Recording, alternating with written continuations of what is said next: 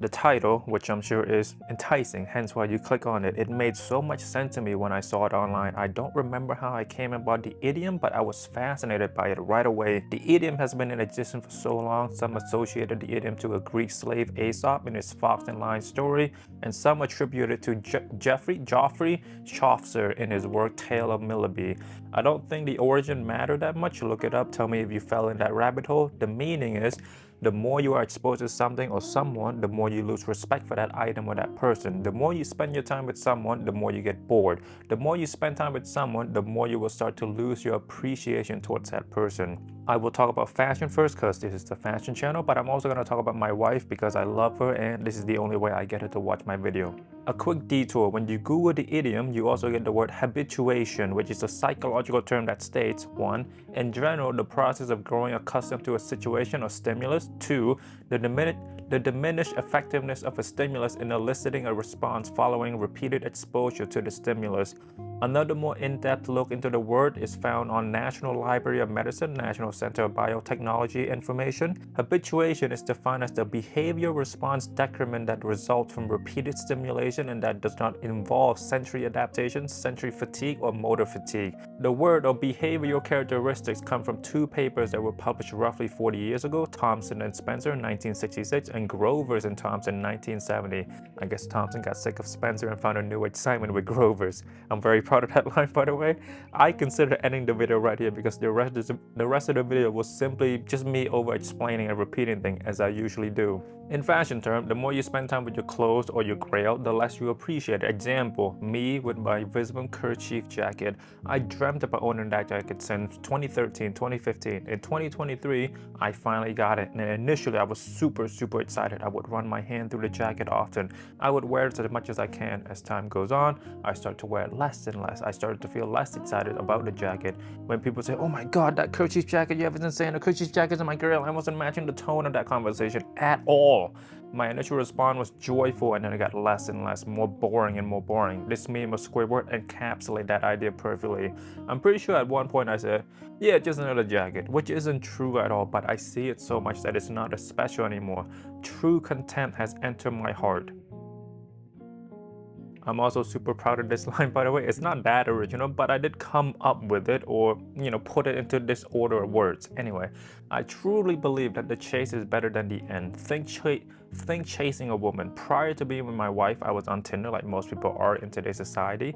The thrill of swiping right on a woman, the anticipation of her swiping right back, waiting for her to text. I had this idea of not texting a woman first. If she's interested, she will start and I can bring the conversation alive. Yes, I am that good. I can turn a hey, how are you into a what's your Instagram? You talk, blah, blah, blah, blah, blah. The thrill of exchanging Instagram, blah, blah, blah, blah, blah. The thrill of exchanging phone number, blah, blah, blah, blah, blah. The thrill of setting up the first date, blah, blah, blah, blah, blah. The thrill dies. No longer would you need to imagine what they sound like, act like, smell like, what it's like to date them. You uncover all of the mysteries that they had. You're with this person long enough and you reach a point where you think, this relationship, it's getting a bit boring, huh? I know our favorite song, color, artist, subjects. We talk about everything. We know everything. It's getting harder to keep the relationship interesting. It's harder to talk in general because you know exactly what they're gonna say, which brings up my wife.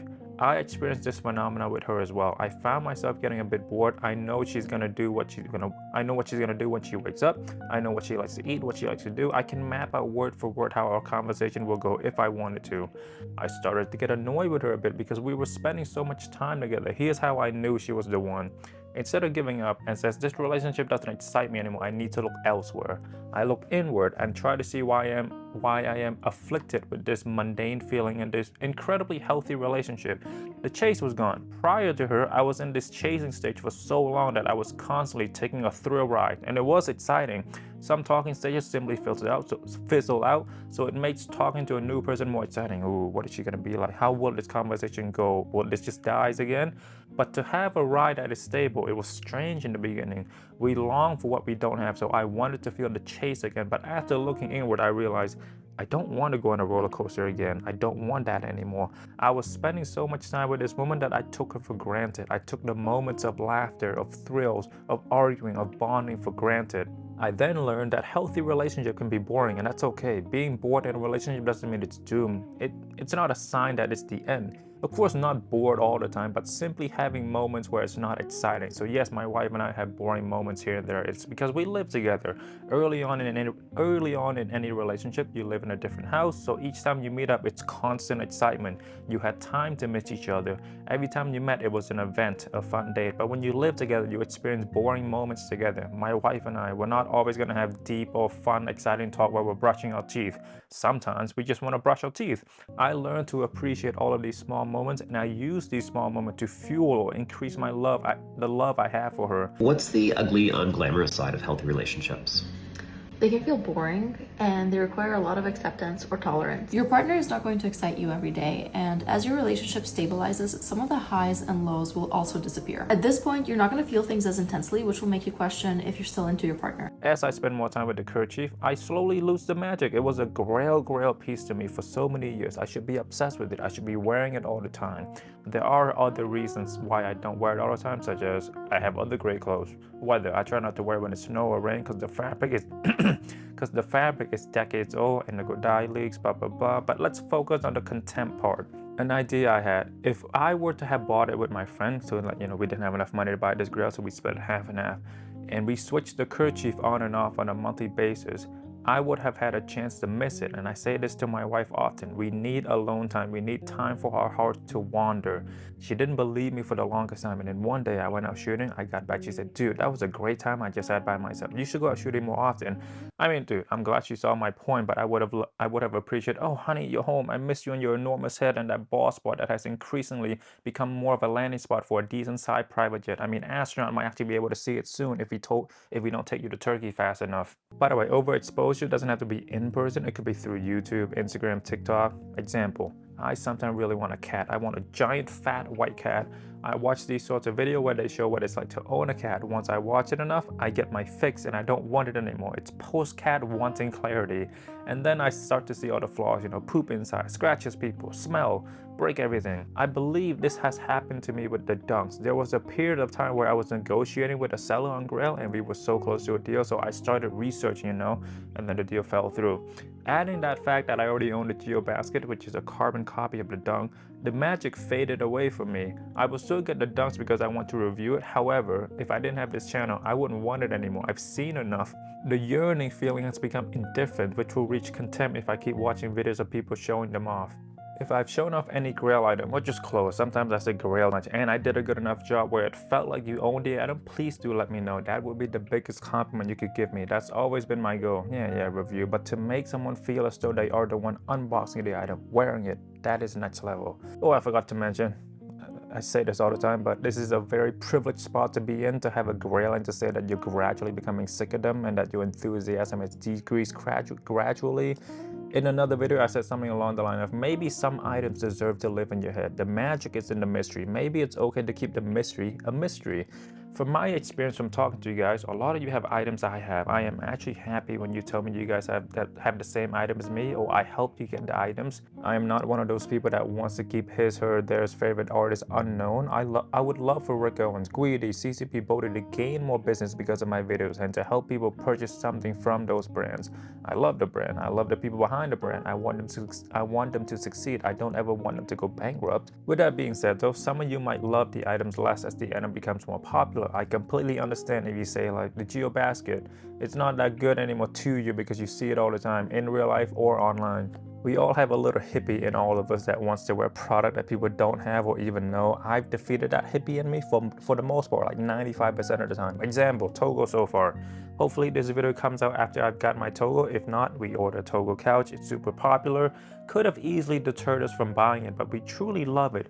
We're not gonna let external forces such as the rap industry mass producing it, the TikTok and Instagram of the world make us not want something because we see them so often and that they become so popular. I have friends who doesn't like Rick that much anymore because Rick has gotten too mainstream, too popular. They like it when only enthusiasts are wearing Rick. Now there are people wearing Rick because of rappers or celebrities influencing their decision to buy Rick, to wear Rick. So how do we solve this familiarity breeds contempt conundrum? First, storage. Out of sight, out of mind. An extreme example for me, I knew I was moving to Germany 2 years ago, so I sent some item there before I got there. So I was away from my PL2 for 2 years. I kid you not, my wife can confirm this. One of the first thing I asked for her was, where did you store the PL2? I want to wear it that day. And I did wear it that day. The first day I landed in Germany, I wore my PL2. If you don't live with your parents, leave some of your clothes at your parents' house. You'll eventually forget it, and when you find it again in 3 to 5 months, or maybe even a year, you're gonna realize how much you truly love it.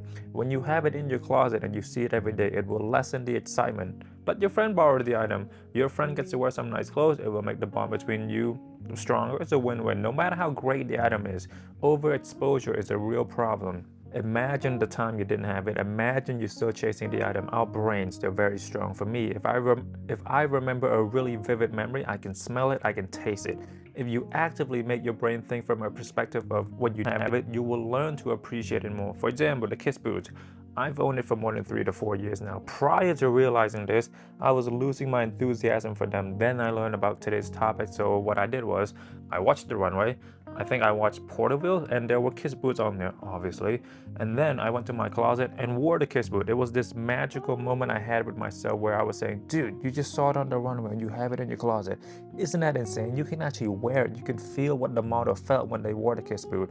Appreciate this moment. A lot of people can't do this. I talk about this in many videos of mine now. I don't need to go on.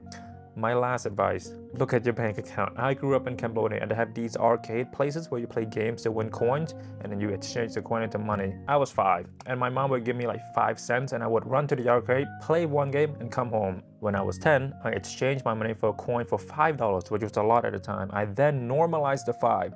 The next step was 10, 15, 20. Apply this to fashion items. Once you get past a certain threshold, it doesn't look that expensive anymore. I first crossed the 2K threshold with these tech shoulder jacket from Rick Owens. I then bought this LV jacket for more than 2K the other week without thinking too much because I've normalized a 2K purchase.